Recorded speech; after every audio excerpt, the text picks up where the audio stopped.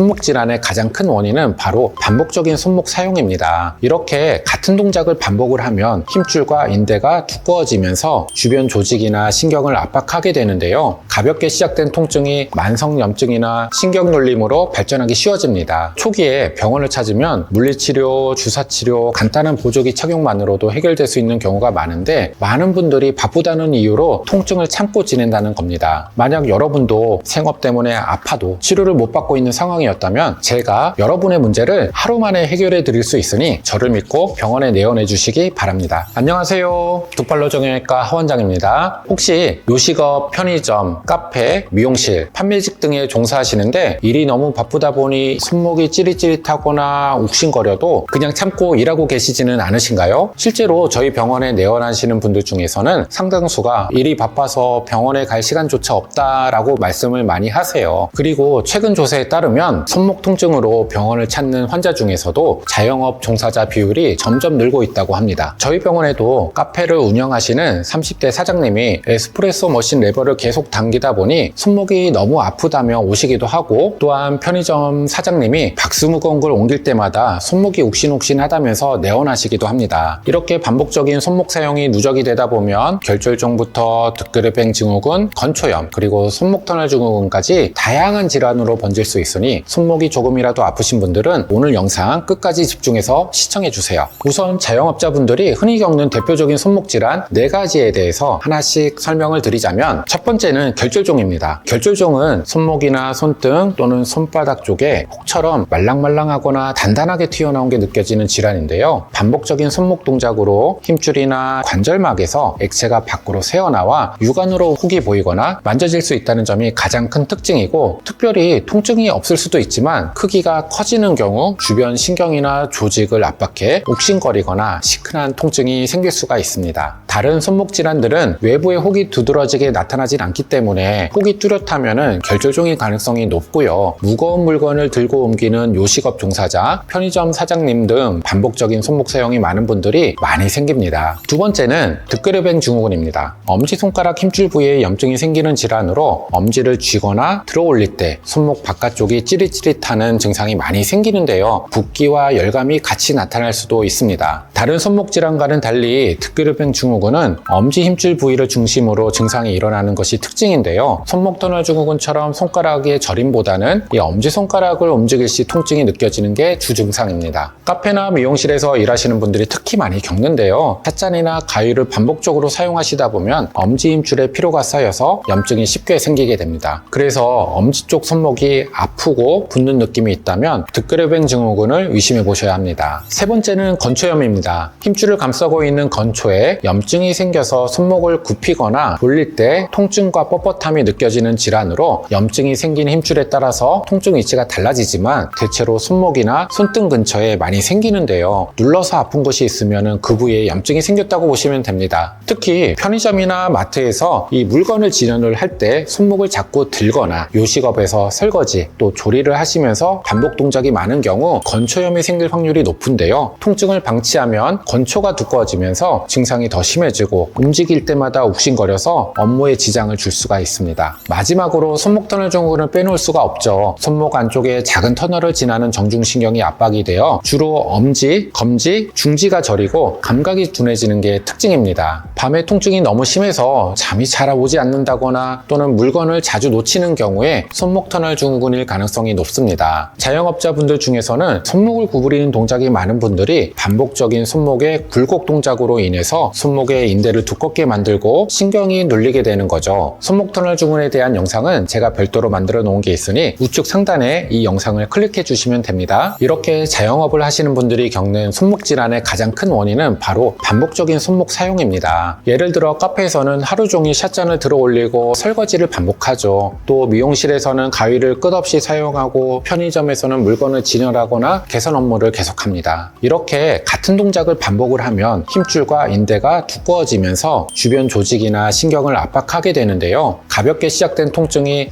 만성염증이나 신경놀림으로 발전하기 쉬워집니다. 그리고 단순히 오늘 좀 피곤해서 손목이 뻐근하네, 자고 일어나면 괜찮아지겠지 하고 넘기다 보면 어느 순간 손가락 감각 저하나 엄지손가락 통증처럼 뚜렷한 질환으로 나타나게 됩니다. 그래서 초기에 병원을 찾으면 보면 물리치료, 주사치료, 간단한 보조기 착용만으로도 해결될 수 있는 경우가 많은데 많은 분들이 바쁘다는 이유로 통증을 참고 지낸다는 겁니다. 그러다가 더 이상은 안 되겠다, 팔의 힘이 안 들어간다, 팔을 못 쓴다, 이 정도 돼서 오시면 이미 힘줄, 인대가 심하게 손상되거나 신경이 눌려 감각저하가 온 상태라서 결국은 수술을 할 수밖에 없는 상황이 많이 옵니다. 그렇다면 어느 정도 아플 때 병원을 가야 하느냐, 가장 고민이 되실 텐데요. 첫 번째, 2주 내지 3주 이상 통증이 계속되거나, 두 번째, 밤에 손목이 저려서 잠을 자꾸 깨시거나, 세 번째, 물건을 쥐고 있을 때 자주 놓치게 되고, 네 번째, 엄지, 검지, 중지가 자주 저리고 감각이 둔화되는 것 같다면 이미 적신호가 켜졌다고 보셔야 합니다. 이 정도 증상이 나타난다면 더 심해지기 전에 하루라도 빨리 병원에서 정확한 진단을 받아보셔야 합니다. 자, 그렇다면 이런 손목 질환을 예방할 수 있는 방법이 없을까요? 당연히 있죠. 먼저 중요한 예방법은 스트레칭과 생활습관 교정입니다. 자영업자분들은 일에 집중하다 보면 몇 시간씩 같은 자세를 유지하는 경우가 많은데요. 이를 예방하기 위한 스트레칭으로, 첫 번째, 주먹을 가볍게 쥐고 손목을 시계 방향,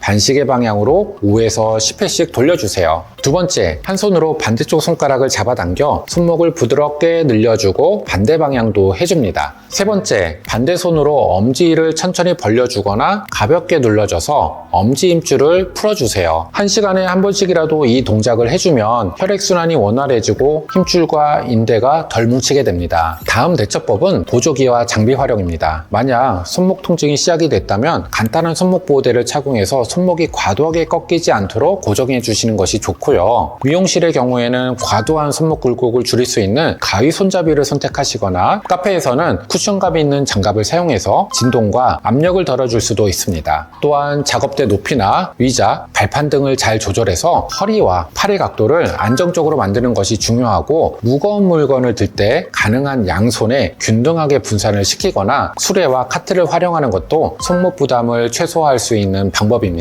만약 이렇게 간단한 대처로도 호전이 없거나 통증이 한 달 가까이 지속이 된다면 반드시 병원에 방문하셔야 합니다. 특히 손가락 감각 저하나 저림, 밤에 아파서 잠을 설칠 정도라면 이미 손목 신경이 많이 눌린 상태이기 때문에 하루라도 빨리 병원에 오셔야 합니다. 그렇다면 이제 환자분들이 아무 정형외과에 가도 되겠다고 생각하시겠지만, 정형외과는 다른 업종들과는 다르게 범위가 제일 크기 때문에 각각의 부위별로 특화되어 있는 병원이 있습니다. 팔이면 팔, 허리면 허리, 다리면 다리, 고관절이면 고관절. 그래서 단순히 어디가 아프다고 아무 정형외과만 가실 게 아니라 여러분에게 맞는 치료를 받으시려면 해당 부위 치료에 특화되어 있는 병원을 고민하셔야 합니다. 이런 포인트를 모르시고 지인이 허리 수술 잘 됐다고 해서 갔는데 여러분의 손목 수술은 결과가 여러분의 생각과 다를 수 있어요. 이런 포인트를 모르고 수술하셨다가 나중에 후회하시는 분들 많이 봤습니다. 그러니 꼭 다양한 사례의 손목 질환을 치료해본 경험이 있는 손목 치료 특화 병원을 가셔서 치료받으시는 것이 좋습니다. 특히나 우리의 손은 굉장히 복잡한 구조를 가진 부위인데요. 이 좁은 면적에 많은 뼈, 근육과 혈관, 신경들이 밀집되어 있다 보니 재발과 후유증이 없으려면 굉장히 세심하게 수술을 진행해야 하는데요. 그런 부분에서 저희 병원의 장점 두 가지는, 제가 팔과 어깨, 수부 전문으로 치료를 하고 있고 수부 수술로만 5,000건 이상의 수술을 한 경험이 있다는 것이 첫 번째 장점입니다. 두 번째 장점은, 다른 정형외과에서는 손목 터널 증후군 수술을 할 때 절개 후에 개방을 해서 의사의 육안으로만 판단해서 수술을 한다면 우선 흉터 부위도 크고 수술 시간도 길어지고 회복도 일주일 이상 걸리는데, 저희 병원에서는 대학병원에서 사용하는 내시경 장비를 도입을 해서 정말 최소 부위만 절개를 하고 내시경 장비로 보면서 수술을 하기 때문에 수술 시간도 20분 이내로 짧고 회복 기간도 하루면 일상생활이 가능할 정도로 빠르게 회복이 되고 흉터도 거의 남지 않는다는 장점이 있습니다. 아마도 사회생활 하시는 분들은 아파도 그냥 참는 경우가 많으실 겁니다. 일반적으로 수술을 받으면 회복 시간도 굉장히 오래 걸리고 그만큼 생업에도 영향을 주다 보니 일주일 정도 쉰다라는 것이 사실 쉽지는 않습니다. 그렇다 보니 저희 병원에서 손목 터널 증후군 수술을 받으면 하루 만에 회복이 가능하다는 소문을 듣고서는 전국에서 많이 찾아오고 계십니다. 만약 여러분도 생업 때문에 아파도 치료를 못 받고 있는 상황이었다면 제가 여러분의 문제를 하루 만에 해결해 드릴 수 있으니 저를 믿고 병원에 내원해 주시기 바랍니다. 추가적으로 궁금하신 점 있으면 댓글을 남겨주시고요. 지금까지 두팔로 정형외과 하원정이었습니다. 감사합니다.